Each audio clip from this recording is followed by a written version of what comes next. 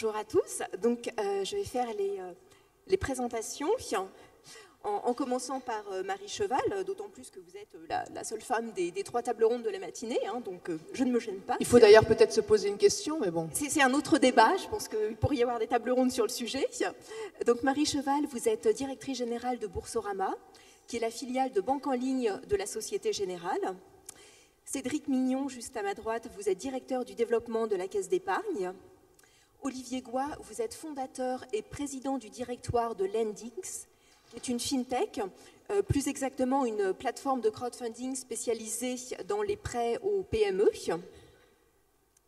Alors, oui, il me manque un intervenant, Cyril Chiche, mais il ne va pas tarder, je pense. Julien Maldonato, vous travaillez chez Deloitte. Vous êtes consultant en charge de l'offre de transformation digitale auprès des institutions financières. J'appelle Cyril Chiche, qui est le fondateur et président de Lendix, que j'ai vu, qui ne doit pas être très très loin. De Lydia. Lydia, pardon. Oui, de Lydia. Pas encore de Lendix. Je suis venu tout seul. Je suis désolée. Oui. Il va arriver. Bon. Donc, on va commencer notre table ronde sans lui. Alors, banque et fintech. Cette table ronde, on l'a intitulée compétition ou coopération avec un point d'interrogation. Parce qu'en fait, ces toutes dernières années, on voit qu'un petit peu à la manière de ce qui se passe dans les transports avec Uber, dans l'hôtellerie avec Airbnb, il y a des nouveaux entrants dans le secteur bancaire. Donc, ces nouveaux entrants, ce sont les fintech, en bon français, start-up spécialisées dans les technologies financières, qui, via les technologies du numérique, essaient de réinventer les métiers bancaires, avec des offres peut-être plus transparentes, plus centrées sur le client, moins onéreuses peut-être parfois. Et certains experts estiment que ces fintech, d'ici 2025, pourraient menacer entre 10 et 40% des revenus de certains métiers bancaires. Alors, du coup, je me tourne d'abord vers les banquiers. Ça vous fait peur, cette concurrence des fintech? Comment est-ce que vous l'appréhendez? Comme une vraie menace? Est-ce qu'au contraire, vous regardez ça pour le moment un petit peu de loin? Marie Cheval. Je crois qu'effectivement, on voit qu'il y a beaucoup de dynamisme dans les fintech. Il y a d'ailleurs beaucoup de dynamisme dans les fintech en France. Et c'est quand même quelque chose de très positif, parce qu'il y a finalement assez peu de secteurs de notre économie qui sont aussi dynamiques.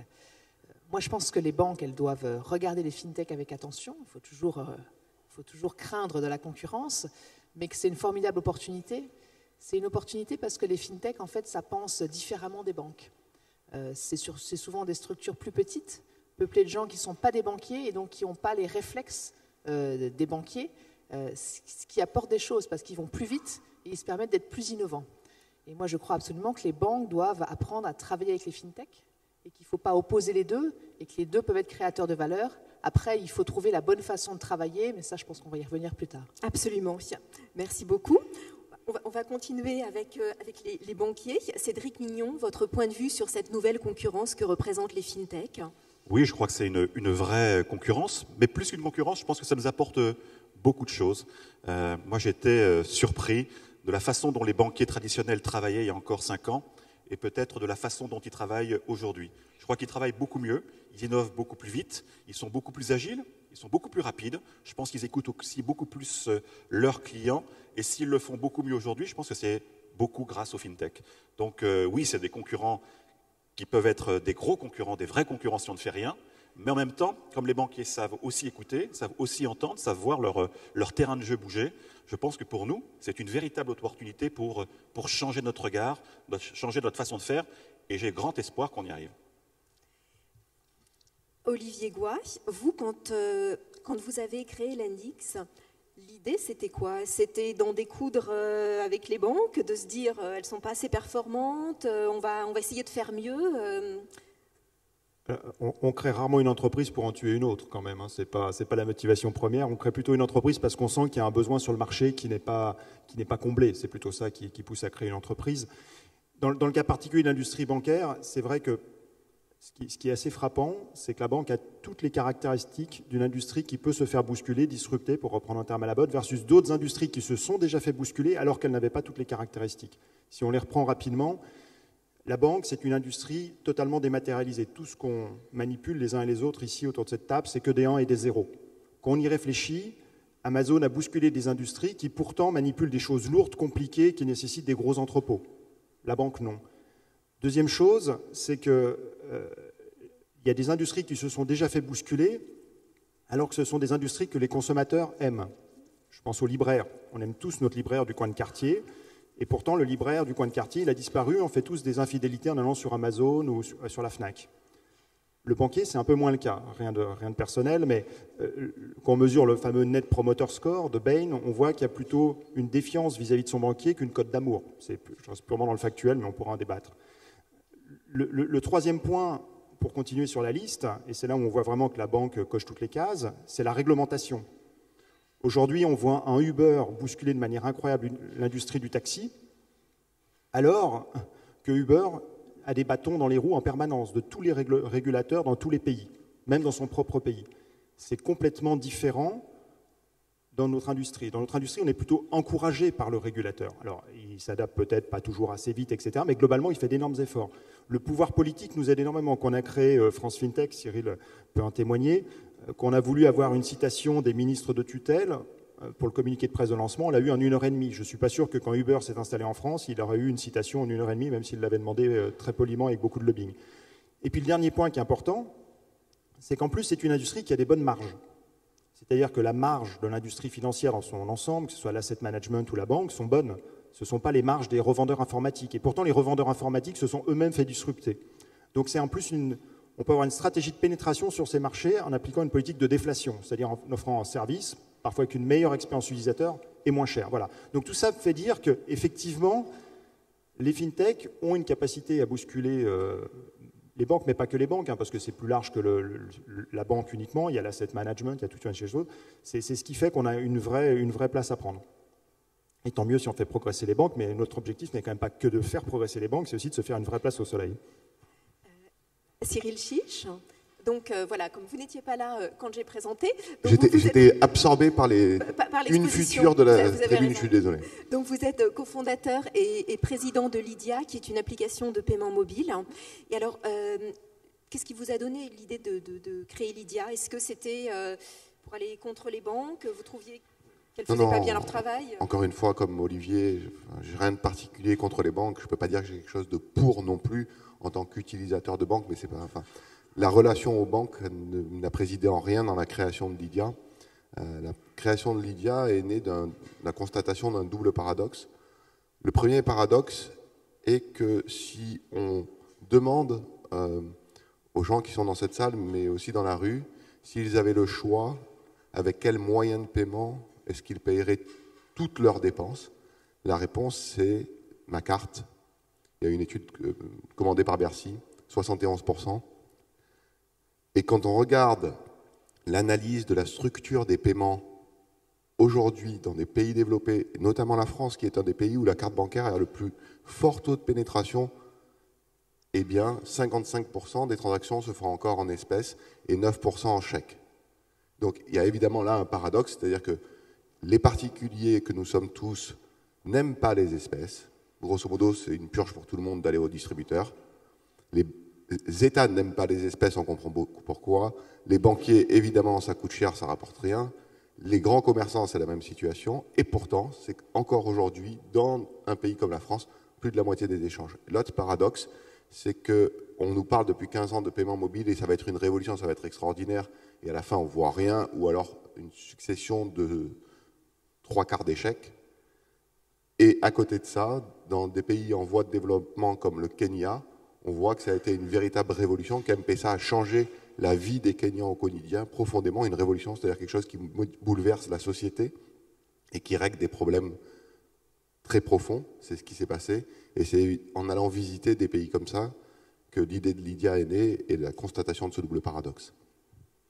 Et vous dites en fait que finalement vous rendez peut-être plutôt service aux banques, finalement en essayant de promouvoir une société cashless. Alors, la perspective d'une société cashless, même si elle nous fait aujourd'hui sourire, est quelque chose qui n'a jamais été aussi présent.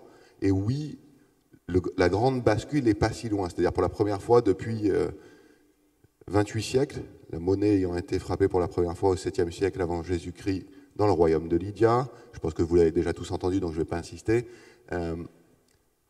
On a une société qui va aller vers une diminution significative des échanges en cash, parce que toutes ces forces que j'ai mentionnées y travaillent. Mais aujourd'hui, quand une transaction Lydia est faite, ce qui se passe, c'est qu'on remplace une transaction en espèces ou en chèques qui ne rapporte rien aux banques, qui n'est pas très traçable par le système en général pour des raisons de lutte contre le blanchiment, financement du terrorisme, enfin ce qu'on connaît tous ici, par des transactions par carte bancaire qui sont éminemment traçables, qui sont évidemment plus fluides, plus sécurisées, mais aussi qui permettent à toute la chaîne du paiement par carte d'être rémunérée, et notamment les banques, notamment la banque émettrice de la carte, mais aussi les schemes de carte. Du coup, a priori, on est plutôt bien vu, ou on s'entend plutôt bien avec les banquiers, puisqu'on ramène de l'argent à un endroit où avant ça coûtait de l'argent. Voilà. D'accord. Julien Maldonato, vous qui avez un regard extérieur, puisque finalement vous ne travaillez ni dans une fintech ni dans une banque, qu'est-ce que vous en pensez? Les banques doivent avoir peur des fintech? Comment est-ce que vous voyez la relation Nous, Deloitte, on est convaincus que les banques qui sont nos clients traditionnels, qu'on accompagne dans leur grand projet de transformation pour la branche conseil de Deloitte, on a été très vite convaincus qu'il y avait un intérêt commun aux acteurs de la fintech et aux banques d'avancer vers un marché français qui a des besoins non couverts ou qui pourrait être mieux couverts. C'est pour ça qu'on a décidé notamment de sponsoriser, d'aider l'association France FinTech et ses membres dans plein de domaines, dans nos métiers historiques du juridique, du fiscal et de l'accompagnement dans les typologies de rapprochement qui sont très variées, diversifiées et qui sont toutes intéressantes. Mais c'est vrai qu'on est dans une industrie où la transformation est forte, elle est importante parce qu'on arrive à un niveau, l'industrie de la banque qui est très mature, où la marge est difficile à maintenir et que le client, on l'a dit, a des besoins qui sont encore non couverts, donc il y a encore des terrains importants de potentiel de création de valeur, et que les fintech apportent sous différentes formes des façons de combler ces trous dans les besoins clients et sont des réels accélérateurs. Alors, je pense que, et on l'a entendu, au niveau des top management des banques, là, il n'y a plus de soucis sur, je pense, le fait de prendre des décisions, d'aller de l'avant et de se rapprocher de ces acteurs. Là où ça prend encore un peu de temps, c'est après dans la déclinaison stratégique et la mise en application opérationnelle, soit de compléments d'offres, de refonte d'offres, et l'opérationnalité, en fait, la réalité, elle est encore un peu longue. Alors c'est là où on essaie, dans nos métiers traditionnels d'accompagnateurs de la transformation, d'accélérer aussi un petit peu les choses. Marie Cheval, je crois que vous voulez rebondir sur les propos de Julien. Non, simplement, je ne voulais pas non plus qu'on ait tous un discours trop angélique sur les relations entre les banques et les fintech. D'abord, vous avez très bien expliqué en quoi le secteur bancaire est un secteur qui peut être ubérisé ou plateformisé. C'est plus le mot à la mode maintenant, il faut dire plateformisé, c'est mieux. Et c'est vrai, et je pense qu'il faut tous être vigilants là-dessus, notamment les banques, parce qu'il y a beaucoup de marge en jeu, notamment sur les paiements, par exemple. Je crois aussi qu'il y a des choses qui font que l'industrie bancaire, même si c'est une industrie de services comme les autres, elle a quand même des spécificités. La réglementation, le capital est quelque chose d'important. Et puis quand on regarde la banque des détails, c'est quand même un métier de stock à rotation très lente, où les évolutions sont lentes. Et notamment parce que les clients, ils trouvent beaucoup de choses à dire de négatif sur leur banque, mais le fait est qu'ils ne changent pas de banque. Je crois qu'on change plus de conjoints que de banques. C'est les statistiques officielles. Donc je ne sais pas s'il faut s'en réjouir ou pas. Chez Boursorama, on ne s'en réjouit pas beaucoup, mais néanmoins, je crois que les évolutions sont lentes. Vous parlez des espèces. Je crois que tout le monde a intérêt à ce que les espèces disparaissent dans les pays développés comme la France. Le fait est qu'aujourd'hui, la circulation d'espèces augmente en France. Et donc, je crois que les évolutions seront lentes, qu'il faut en être conscient, et il ne faut pas non plus se dire, voilà, oulala, on est dans un monde où tout va changer dans les prochains mois. Voilà, avec les banques, il faut qu'elles soient vigilantes, il faut qu'elles s'appuient sur les fintech, parce que ça apporte des choses nouvelles, mais que le grand soir d'une grande révolution n'est peut-être pas non plus pour demain. Et quand je dis ça, j'ai conscience que je le dis avec ma casquette Boursorama, qui souhaiterait plutôt cette grande révolution et qui se dit tous les jours, enfin, pourquoi il n'y a pas plus de clients qui sont clients de Boursorama? Olivier Goua. Il y a plein de choses à dire là. Alors, d'abord, c'est vrai que le grand soir n'est pas pour demain, mais à mon avis plutôt pour après-demain. Juste quand même quelques statistiques qui sont impressionnantes juste dans l'univers du prêt, qui est l'univers de Lendix. Il faut savoir aujourd'hui qu'en Lending Club aux États-Unis, c'est vrai que quand on regarde sa production de crédit par rapport à l'ensemble de la production de crédit au niveau américain, c'est tout petit. Mais il faut aussi avoir en tête que Lending Club prête plus d'argent que 97% des banques américaines. Deuxième statistique intéressante dans le prêt aux PME en Angleterre, pour prendre moins loin et plus proche de chez nous culturellement, Funding Circle est aujourd'hui le 5e prêteur net en Angleterre. Prêteur net, ça veut dire entre ce qu'on lui rembourse chaque année et ce qu'il sort de chez lui là où il prête. Donc on voit qu'il y a une vraie montée en puissance. Mais Funding Circle n'est pas encore de la taille de HSBC, bien évidemment, en Angleterre. Le point, c'est vrai que c'est très intéressant ce que vous dites sur la fidélité. Parce que nous, on explique en permanence à nos clients que l'infidélité est une vertu. Voilà. Alors, on l'explique surtout à nos clients. Alors, d'abord, nous, on a deux types de clients. On a les prêteurs et les emprunteurs. Les prêteurs, moi, je suis bluffé, littéralement bluffé, par les évolutions de mentalité. Il y a 10 ans, on avait tous peur d'aller faire un achat sur un site de commerce électronique, de peur de se faire hacker sa carte bleue.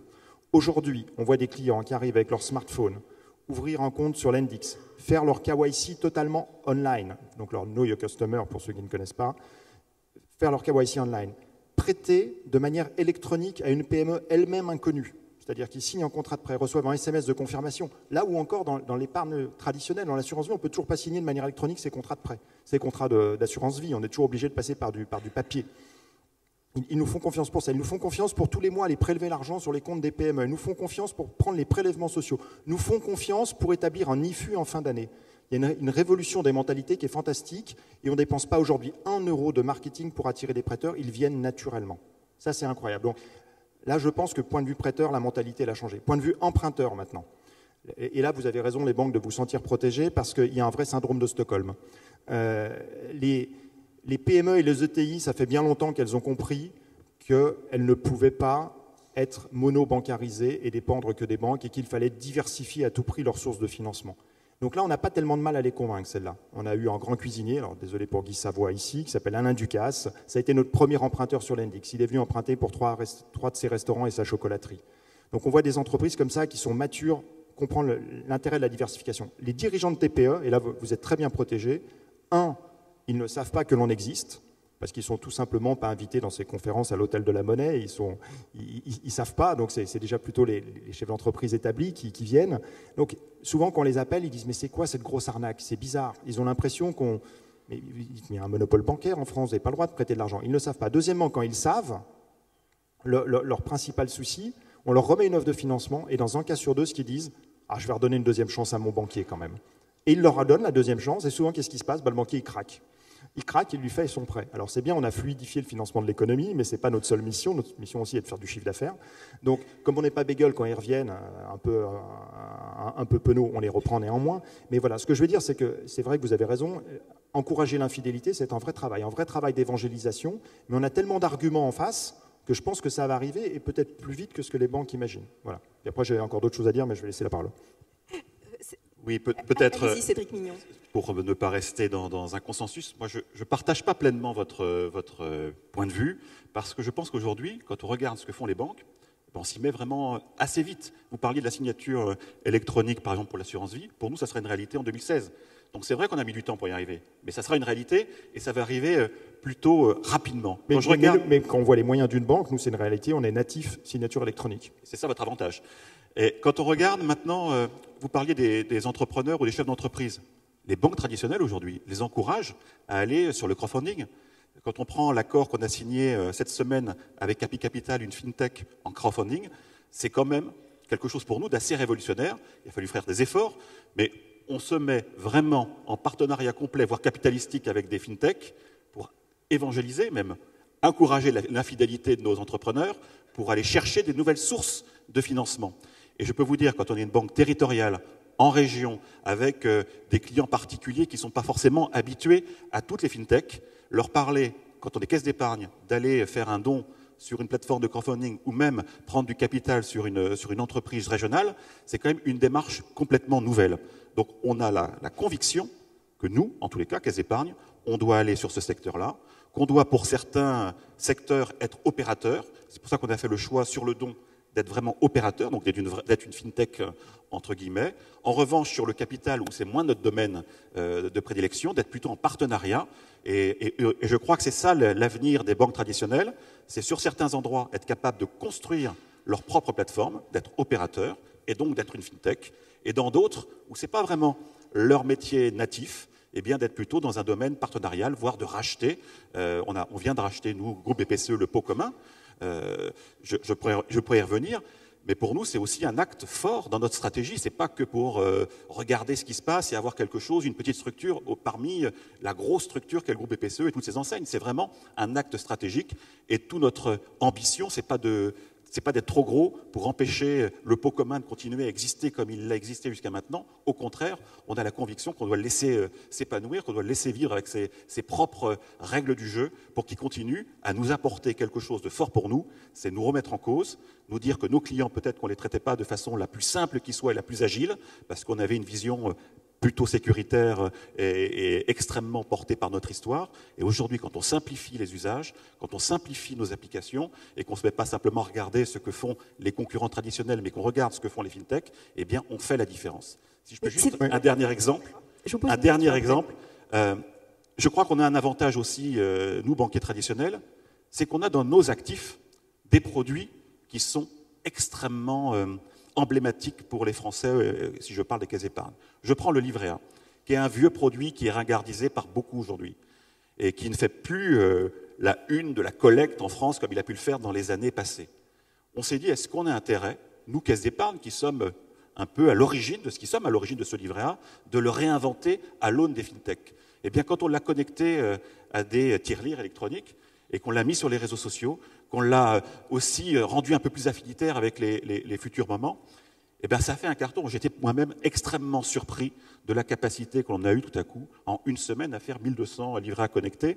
C'est pour moi une démonstration aussi que les banques traditionnelles, quand elles vont chercher dans leur gamme de produits historiques, et qu'elles les réinventent, elles ont un petit avantage. Parce que ces produits, ils sont vraiment dans la mémoire des Français, ils sont dans leur vie au quotidien. Et si on est capable de les réinventer et de les simplifier, on peut faire vraiment la différence et être au moins à la hauteur des fintechs.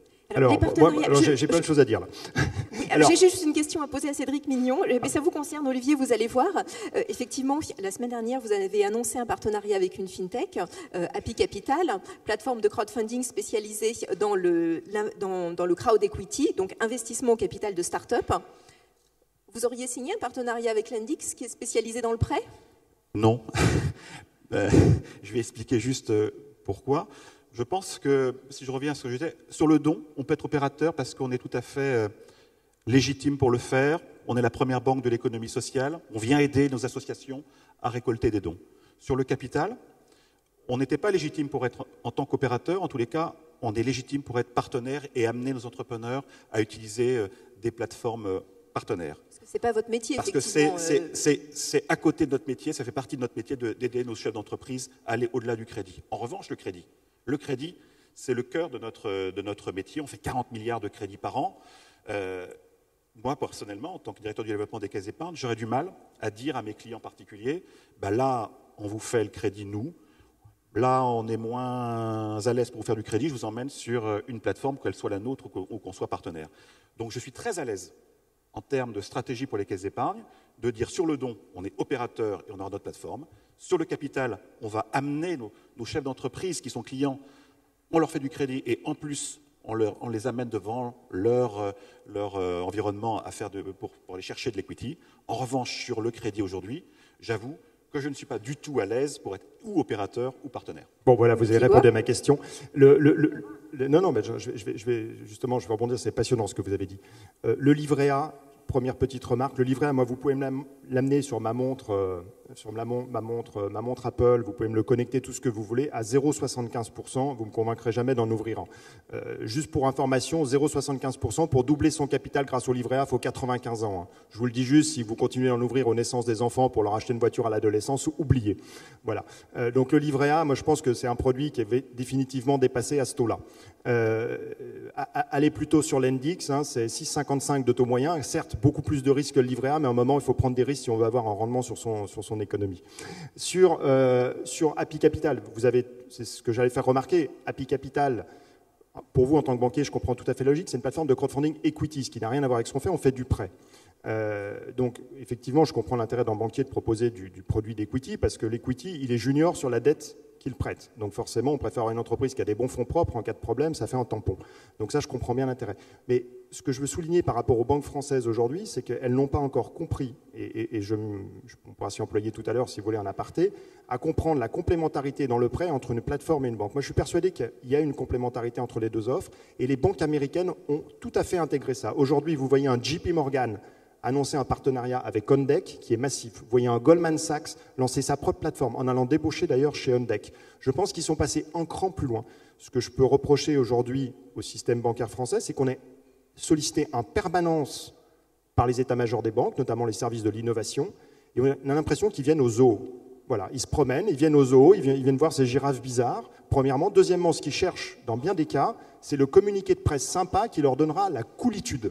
Voilà, c'est ça le sujet, et qu'il n'y a pas une vraie mise en place de partenariat. Aujourd'hui, je vois beaucoup de partenariats s'annoncer entre FinTech et banques, qui sont que des effets d'annonce. Quand je vois un grand assureur français annoncer qu'il déverse en chiffres, à 3 chiffres, un nombre à 3 chiffres sur une plateforme de prêt en prêt, la réalité, c'est qu'il a dépensé en tout et pour tout 500 000 € quelques mois après cette annonce. Mais il s'est donné un air cool. Voilà, je suis FinTech, je suis cool, je fais du prêt. Ce n'est pas la réalité que l'on constate sur le terrain. Donc moi, j'encourage vraiment les banques à aller plus loin dans la réflexion. Peut-être que dans certains cas, elles décrètent que c'est concurrent et elles ont bien raison d'aller au combat et de ne pas se poser la question. Dans d'autres cas, si elles veulent faire des partenariats, qu'elles fassent des vrais partenariats, pas des choses qui servent juste à faire les unes de la presse pendant 3 jours. Marie Cheval, je crois que Boursorama est allé loin en termes de partenariat avec les FinTech. Boursorama, on est une banque jeune, 100% en ligne, qui fait la signature électronique. Je crois qu'il faut quand même aussi un peu, enfin c'est un peu facile de taper sur les banques et de dire quand elles veulent juste être cool. D'abord, je crois que, enfin moi, je trouve que vous avez un discours sur le livret A qui est excessif. Il y a aussi des sujets d'intérêt du client et de protection du client. Le livret A, c'est quand même un des placements d'épargne préférés des Français. Qu'on le veuille ou non, le taux est bas, c'est sûr, mais tous les taux sont bas. C'est un produit garanti défiscalisé.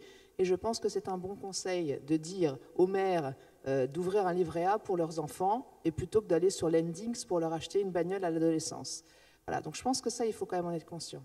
2, effectivement, les banques, elles regardent parfois les fintechs avec un air un peu de zoo. Mais c'est nouveau aussi pour elles. C'est un peu nouveau. Les banques, c'est des grosses institutions établies.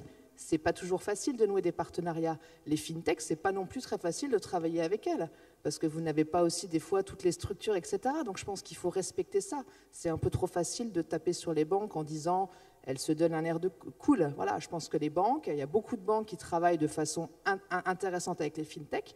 Il y a beaucoup de fintechs, de toute façon, qui n'ont pas le choix de travailler avec les banques. Voilà, il faut trouver une façon de bien travailler ensemble. Ça veut dire qu'il faut que les équipes s'entendent. Ça veut dire que ça prend un petit peu de temps pour convaincre, parce qu'effectivement, quand vous allez voir une banque, vous proposez un produit, puis à un moment, il y a un directeur de la sécurité qui vous dit « oulala, mais il faut tester, etc. » Et c'est normal. Donc voilà, il faut trouver le temps de le faire. Nous, chez Boursorama, on a pris le temps. On travaillait avec une fintech qui s'appelle Fiduceo. Les choses se passaient bien. On a choisi de leur proposer de les racheter, voilà, parce qu'on pensait qu'on avait des choses à développer ensemble et que tant qu'à faire, on préférait les développer, qu'ils les développent que pour nous, plutôt que d'en faire aussi bénéficier nos concurrents. Voilà, je pense qu'il faut un peu de temps et apprendre à se connaître. Cyril, Oui. En fait, malheureusement, beaucoup de conférences qui se tiennent en ce moment sont sur cette opposition banque-fintech. Les fintechs, ces sociétés qui veulent tuer les banques, qui veulent les saigner, qui veulent les braquer, enfin tout un tas de verbes qui sont plus là pour vendre que pour toucher vraiment le fond. Mais justement, nous on pose la question, compétition ou coopération? Non, mais la réalité, c'est que compétition, coopération, tout ça, finalement, C'est le marché qui va décider ce qui va se passer. Okay. En vrai, on est en train de se raconter des histoires d'état-major qui n'existent pas. D'accord ? Non mais vraiment, c'est pas qu'on a tous pas grand-chose à faire et qu'on doit passer du temps dans des salles de conférence pour s'occuper. On est tous très occupés. Mais en vrai, ce qui se passe, c'est que des gens décident de prendre un chemin ou un autre, et en fonction de ça, tout le monde va bouger. Si effectivement il y a un certain nombre de gens qui vont assez massivement vers un service proposé par une fintech, il y a de bonnes chances pour que des banquiers se disent « Tiens, finalement, c'est pas si cher que ça, je vais ouvrir le carnet de chèques. » Un jour, peut-être, ils se diront « Je vais faire un paiement mobile, mais bon, on n'en est pas là. » Et c'est seulement ça, c'est pas le fait d'être une fintech, c'est le fait d'être un service qui fonctionne. Aujourd'hui, moi, quand j'entends les discours des banques, et c'est pas pour attaquer les banques, j'entends, oui, mais vous comprenez, vous et nous, c'est pas pareil. Parce que nous, on a un historique qui est très lourd. On a 40 ans de systèmes informatiques qui sont empilés, on a encore des mainframes IBM avec des applicatifs corps bancaires on ne peut pas les bouger. Ok. Et puis aussi, vous savez, nous, on a la confiance de nos clients. Super. Mais tout ça, en vrai, les utilisateurs, les individus, ils s'en foutent. C'est pas leur sujet. Vous avez des systèmes bancaires qui datent depuis longtemps, qui sont durs à manipuler. C'est votre problème. Vous avez des produits qui sont contraints par la loi que vous ne pouvez pas manipuler comme vous voulez. Ils s'en foutent, ils arbitrent. En fait, tout le monde arbitre en permanence et de plus en plus. Et les jeunes générations arbitrent encore plus vite, encore plus efficacement que ce que faisaient les générations plus âgées. Il y a une étude qui est sortie il y a 2 ans, qui était sur les 150 premières entreprises américaines. On demandait aux millennials quelles étaient, donc ceux qui ont aujourd'hui entre 18 et 30 ans, quelles étaient leurs perceptions. Alors, la mauvaise nouvelle, c'est que les 5 plus grandes banques étaient dans les 10 sociétés les moins aimées. Bon, mais l'info la plus horrible, c'était que 76% des 3000 ou 4000 ou 11 000, je ne sais plus, personnes qui étaient interrogées, disaient qu'ils préféraient, alors c'était aux États-Unis, peut-être en France c'est différent, aller chez le dentiste que d'écouter ce qu'avait à dire leur banquier. Donc, c'est pas que vous avez la confiance, vous avez la défiance absolue de toute une génération qui est montante. Et vous savez pourquoi cette défiance existe? C'est pas parce que les banques font mal leur travail. A priori, c'est pas parce que les banques sont le diable. C'est parce que quand vous avez un coup de fil de votre conseiller, il n'y a grosso modo que 2 situations. C'est « Allô, monsieur Chiche, je voulais vous dire, au fait, vous êtes à découvert. » Ok, personne n'aime cet appel-là.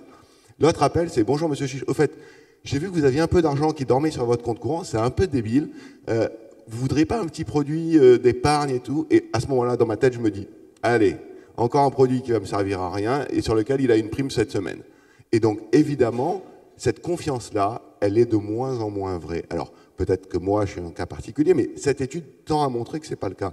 Le pire de tout ça, c'est qu'en vrai, la banque est très légitime, effectivement, pour innover dans les services financiers. Absolument, vous avez l'historique, vous avez les gens, vous avez les clients, vous avez plein de choses.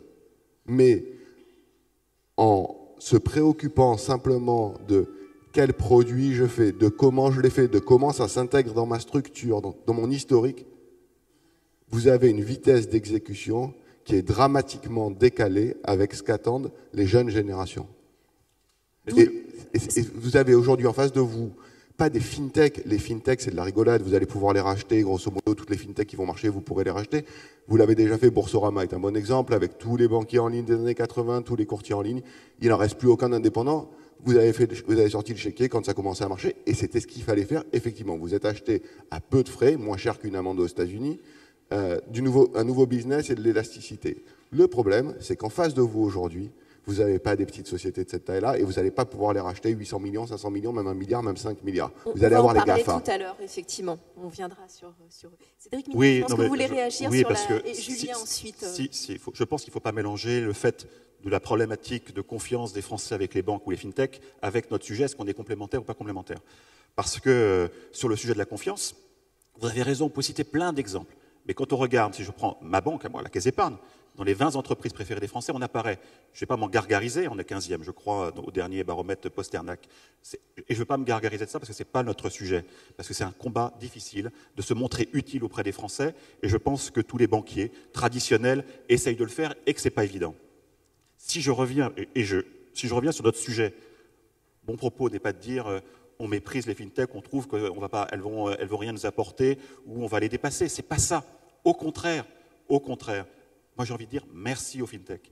Merci de cette prise de conscience que vous nous avez apportée. Et quand on met en avant notre problématique de nos outils informatiques, ce n'est pas pour dire qu'on ne va pas faire, c'est pour dire qu'on a une contrainte propre. C'est plus difficile pour nous d'être agile, mais on en a conscience.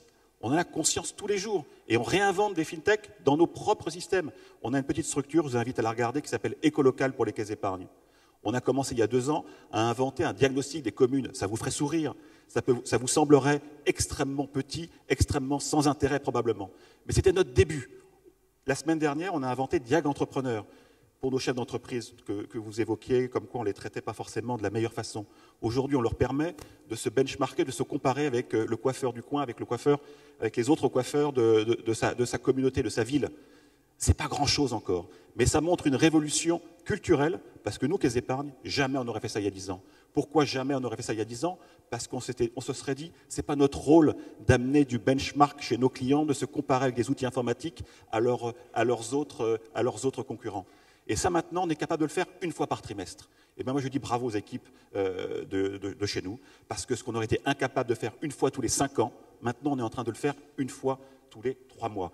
Parmi tout cela, je pense que c'est un raisonnement de fintech, vous allez peut-être pouvoir me contredire, mais on se dit, si on est capable de le faire 1 fois tous les trimestres, et qu'il y en a 3 qui meurent de ces innovations dans l'année, ce n'est pas grave, du moment qu'on en ait une qui soit vraiment importante, qui nourrisse vraiment l'attente de nos clients et qui devienne un vrai besoin satisfait pour les Français qu'on essaie de servir. Donc oui, il y a plein de choses qu'on a essayé de faire, qu'on jettera, hein, ça j'en suis sûr, mais l'important pour nous, c'est justement de dépasser nos propres contraintes, de rendre un peu plus agiles nos outils informatiques, et je crois qu'on va y arriver. J'ai le bon espoir qu'on y arrive. Donc moi je dis, pas peur des fintechs, bien au contraire, merci de nous faire bouger, merci de nous faire réagir. Je crois qu'on peut aussi vous apporter beaucoup de choses, parce que la confiance, vous pouvez dire que ça n'a pas d'importance, mais pour nous, franchement, qui sommes habitués depuis 200 ans à travailler là-dessus, c'est un sujet extrêmement majeur, et la proximité également. Je n'ai jamais dit que la confiance n'était pas importante. La confiance, c'est tout. Sans confiance, il n'y a rien, encore moins dans les services financiers, puisqu'on touche à un sujet qui est ultra sensible, qui est l'argent. Donc la confiance, c'est tout. Quand vous dites ça va vous faire sourire, on fait plein d'initiatives, ça ne me fait pas sourire.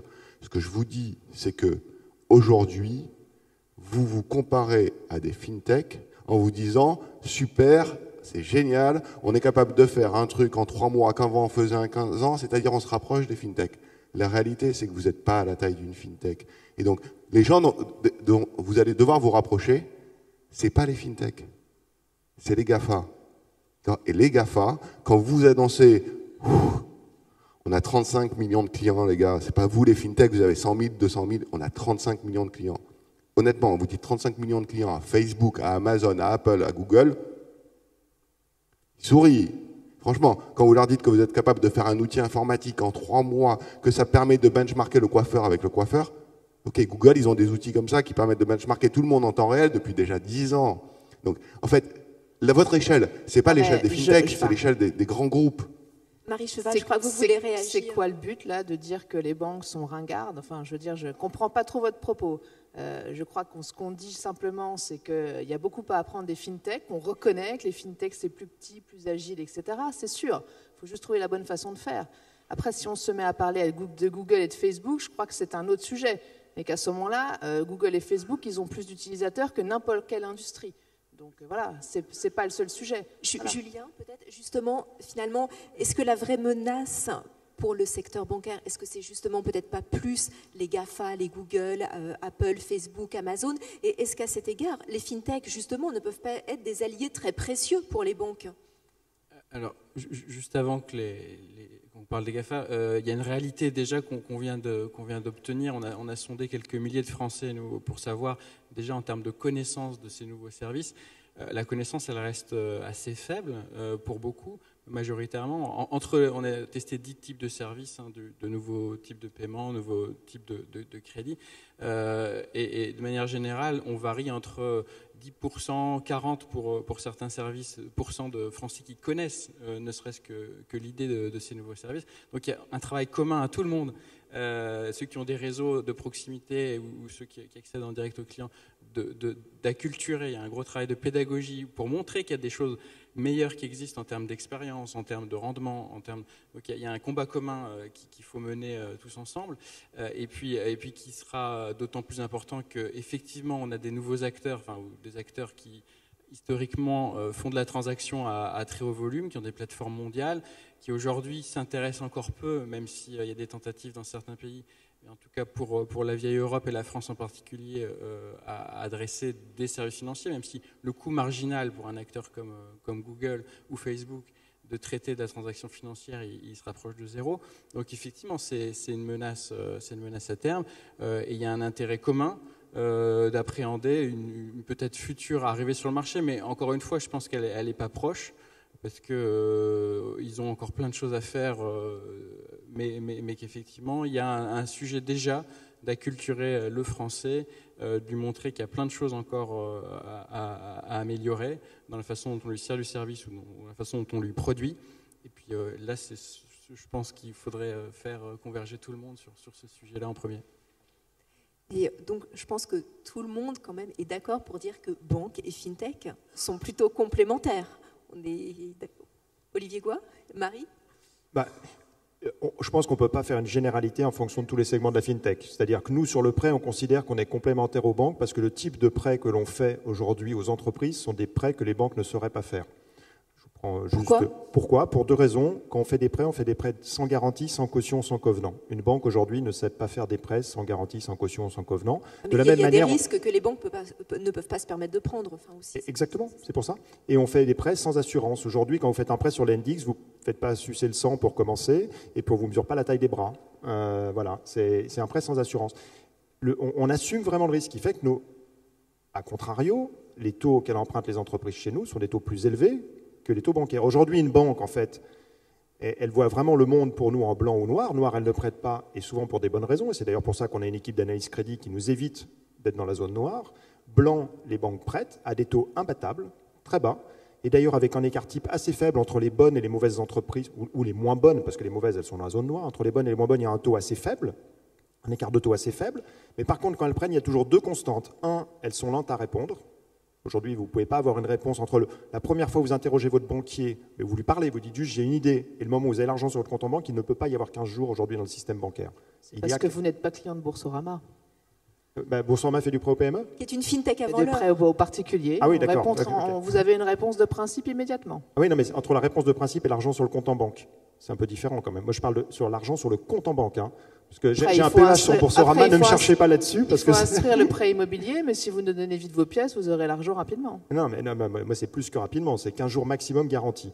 La deuxième chose qui est fondamentale, c'est qu'on fait un prêt sans vous demander aucune caution, aucune garantie. Ça, c'est fondamental parce qu'aujourd'hui, un chef d'entreprise qui veut emprunter, il faut chaque fois qu'il nantisse son contrat d'assurance vie, qu'il donne sa maison, quoi que ce soit. Donc nous, on est vraiment dans une approche, on assume le risque. Donc on n'est ni dans le blanc, ni dans le noir, on est dans le gris. C'est pour ça qu'on pense qu'on est complémentaire des banques sur l'approche crédit. Je comprends tout à fait qu'une banque ne puisse pas faire ce type de crédit. C'est pour ça que je pense que l'on est complémentaire. Et ça, c'est assez fondamental. On ne veut pas aller se battre avec les banques sur des prêts avec des taux à ras la moquette et des garanties, des surgaranties. Parce qu'aujourd'hui, la banque n'est plus dans une analyse des risques quand elle regarde un dossier, dans une analyse des garanties. Elle ne se pose plus la question de savoir si l'entreprise va survivre. Bien sûr qu'elle se la pose, je caricature un peu le propos, mais son point principal, c'est de dire si ça va mal, comment je vais me repayer. C'est ça donc c'est là où je pense qu'on est complémentaires dans le domaine du Et vous, si ça va mal, vous faites comment ? Si ça va mal, on assume la perte, bien évidemment. Et je vous vois le sourire, effectivement, mais cette approche-là, c'est celle que développe un Funding Circle depuis 2010, sur lequel on a l'expérience de crédit totalement remboursé, avec un taux de défaut qui n'est finalement pas si élevé que ça, 1,5% de taux de... Pardon ? Non, Funding Circle, c'est en Angleterre, c'est pas aux États-Unis. Et nous, on a un autre outil qui est fantastique. Vous parliez du fichier positif, quand je pense que vous pensez au FICO, effectivement, c'est à ça que vous pensez. En France, il faut remercier Emmanuel Macron, on a un outil qui est fantastique pour faire une analyse crédit, et je pense que celui-là, les banques ne lui auraient pas donné accès volontiers, c'est le fichier FIBEN Banque de France. C'est-à-dire qu'on a accès au fichier FIBEN Banque de France pour faire notre scoring crédit, ce qui est un outil absolument génial pour savoir ce qui se passe vraiment au cœur des entreprises. Bon, si on dit que FinTech et banques sont complémentaires, quel est le meilleur moyen, sur certains segments j'ai bien compris, pas sur tous, quel est le meilleur moyen de nouer des partenariats? Je vous pose la question parce qu'en fait on voit que les partenariats se multiplient. Il y a des banques qui créent des incubateurs, qui prennent des participations dans des FinTech, qui en rachètent, qui nouent des partenariats commerciaux. Marie Cheval, vous êtes allée jusque peut-être au partenariat extrême, vous avez racheté Fiduceo. Et la question que je me pose, est-ce que c'est pas un petit peu, en rachetant une FinTech, sachant qu'elles sont très jeunes, est-ce qu'on risque pas un peu de casser justement leur créativité, leur agilité, qui sont justement leurs caractéristiques? Je crois d'abord que la FinTech, c'est une réalité qui est très variée. Enfin, il y a FinTech et FinTech, on parle des FinTech, mais finalement, on ne sait pas trop ce que ça veut dire. Enfin, il y a des petites, des grosses, des vieilles. C'est quoi une vieille FinTech? À un moment, soit elle disparaît, soit elle devient quelque chose d'autre. Donc, effectivement, il y a plein de façons de travailler avec des FinTech. Donc, nous, chez Boursorama, on a racheté une FinTech, on a complètement intégré chez Boursorama. On ne prétend pas que ça soit la bonne façon de faire. Effectivement, on voit que l'intérêt de la FinTech, c'est du sang neuf et une approche différente des sujets. Et donc, il faut réussir à pouvoir travailler avec ces nouvelles compétences et ces nouvelles équipes, à les intégrer dans une façon de travailler un petit peu différente, tout en conservant cet esprit d'initiative et cette vue différente. Et c'est ça qui est particulièrement compliqué à faire. Et c'est pour ça que parfois il y a des incompréhensions, notamment quand on vient à parler du système d'information. Donc il faut trouver des façons de faire, soit des partenariats commerciaux, soit des incubateurs, soit aider les FinTech dans leur financement, voilà, ou soit carrément essayer de les racheter, de les intégrer. Et je crois que tout est possible. Après, ça dépend vraiment de la matière et du type de société que vous avez en face de vous. Cédric Mignon, justement, vous, BPCE, donc Banque Populaire Caisse d'Épargne, via sa filiale S-Monnaie, a racheté lepotcommun.fr au mois d'octobre. Voilà, comment vous allez gérer ce rachat pour que justement le pot commun garde son esprit FinTech, si je puis dire? Oui, donc le rachat n'est pas le seul moyen d'être partenaire, mais ça fait partie des moyens. Donc là, l'objectif, c'est vraiment de préserver, de ne pas noyer tout à coup une start-up, une FinTech qui rejoint ce groupe, qui est un grand groupe, plus de 100 000 personnes, avec toutes ces rigidités qui peuvent être historiques ou autres. C'est de leur préserver leur domaine d'agilité, leur équipe agile, qui est reconnue par tous, et de ne pas les intégrer trop fortement non plus. Donc il ne faut pas qu'ils soient seuls, loin, et en même temps, il ne faut pas qu'ils soient non plus complètement intégrés et qu'on les rigidifie. Donc, tout notre enjeu à nous, c'est d'avoir plusieurs de ces structures, de les faire vivre ensemble, qu'elles apportent beaucoup au groupe BPCE, et puis aussi d'avoir des entreprises qui sont issues du groupe qu'on transforme en FinTech, en start-up. C'est possible. Quand je prenais cette petite entreprise qui s'appelle Ecolocal, qui agrégeait les fameuses données dont vous parliez tout à l'heure pour le crédit, aujourd'hui, on est en train d'en faire beaucoup plus que cela. Et ça va devenir, pour moi, j'espère, une vraie FinTech dans les mois qui viennent. Et puis enfin, après, des vrais partenariats commerciaux, des vrais partenariats avec des petites entreprises qui, demain, on pourra éventuellement les racheter ou pas, ou on pourra même changer de partenaire. Mais c'est de faire un petit bout d'histoire ensemble pour rénover notre offre. Et puis, c'est aussi toutes nos agences. Moi, j'avoue que j'ai beaucoup d'ambition pour les caisses d'épargne. Les caisses d'épargne sur l'entreprise, elles n'étaient pas présentes il y a 15 ans. Pour moi, la caisse d'épargne, c'est une sorte de FinTech sur le monde de l'entreprise. Donc, c'est qu'elle garde ce goût de la conquête, qu'elle garde ce goût de la transformation. Elle a réussi à le faire commercialement. Maintenant, elle doit le faire encore plus dans son agilité. Elle doit garder ce rythme-là et le propager sur le monde des particuliers. Et je le dis, moi, très souvent aux équipes, maintenant, c'est plus nous regarder versus Société Générale, BNP et autres, c'est vraiment nous regarder auprès des meilleurs prestataires de services, auprès des meilleures entreprises de services. Quand on regarde leur application, elles sont toujours plus simples aujourd'hui que les nôtres, elles sont beaucoup plus rapides pour le client que les nôtres, et je pense que les services marketing, même d'une vieille banque comme la nôtre qui a 200 ans d'expérience, et bien sur le marché des particuliers, elle peut faire aussi bien. On a beau avoir des contraintes informatiques, on a beau avoir tout ce que vous avez évoqué, je pense qu'on peut le faire beaucoup plus vite, parce qu'on sait aussi regarder ce qui fonctionne bien chez vous.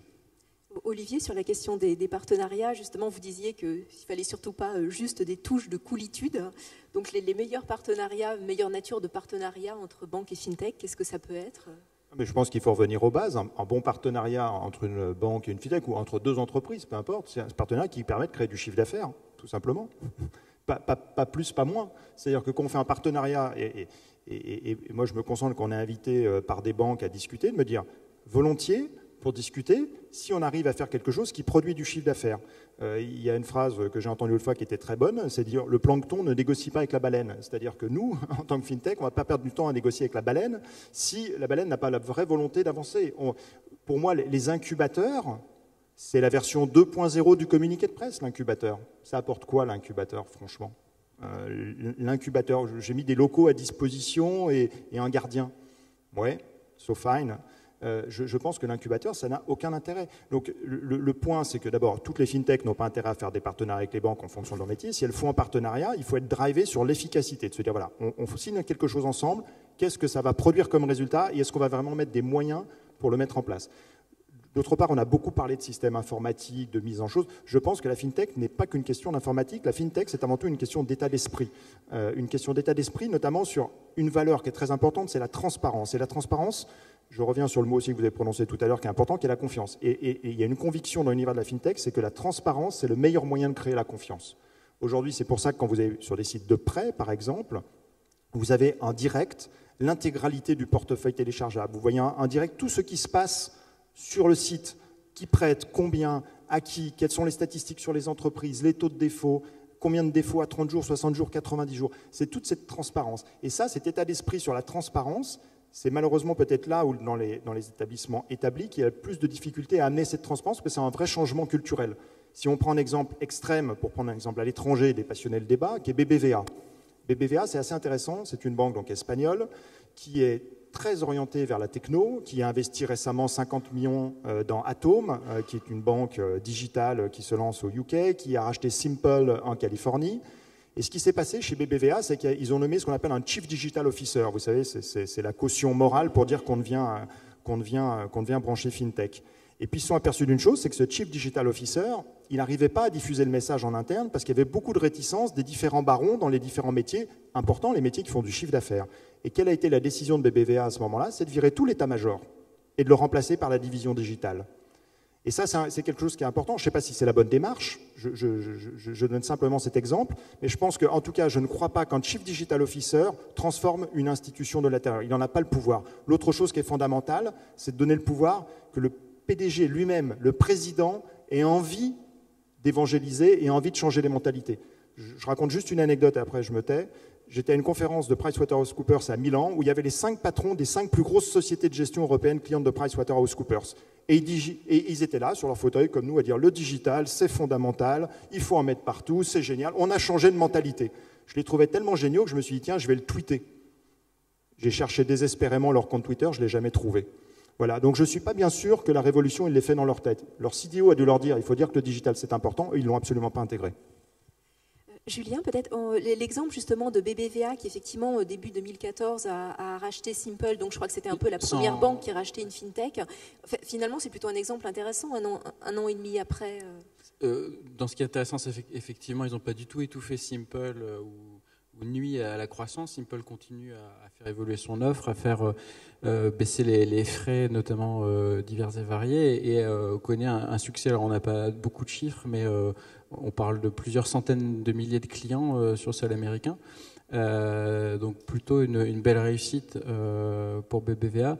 Mais c'est vrai que ce que je disais tout à l'heure, on essaie d'accélérer le passage à l'acte ou à l'opérationnalité de ce type de rapprochement, et ça reste encore très long. Je partage un peu effectivement le fait que même si on a des banques qui se transforment, après c'est l'effet taille, etc.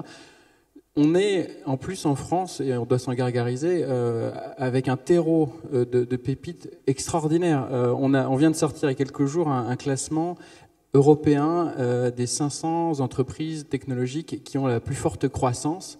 Dans ces 500 entreprises, il y en a 86 qui sont françaises. C'est de loin le pays qui contient le plus de pépites à forte croissance. Et pour la première fois en 15 ans qu'on fait ce concours, ce classement, c'est une fintech en France qui arrive première avec 4000% de croissance sur 4 ans.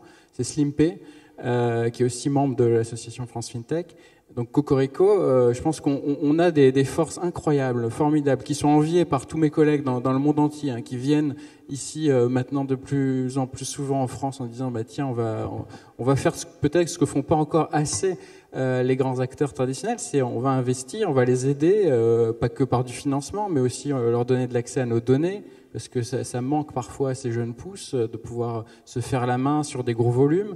Donc il faut, par tous les types de rapprochements possibles, financiers, capitalistiques ou juste coopération opérationnelle, il faut aider ces pépites qu'on a sur notre terrain national, qui sont enviées d'autres pays, parce que d'autres, sinon, vont investir à la place des Français et vont nous voler ce précieux bijou qu'on a, ces bijoux qu'on a chez nous. Donc, et l'exemple de BVA est un très bon exemple, mais il y en a d'autres en France, je pense, qui arrivent, qui se préparent. Donc on n'a pas non plus à rougir, et il faut continuer cette accélération. Écoutez, je crois que c'est une jolie conclusion à apaiser à nos échanges entre banques et FinTech. Voilà, on doit finir juste un petit peu avant 10 heures, donc à moins que l'un d'entre vous veuille rajouter quelque chose, je vous remercie beaucoup pour votre participation. Je vois que les échanges étaient musclés et donc intéressants. Merci beaucoup. Et voilà, dans 5 minutes pour la deuxième table ronde.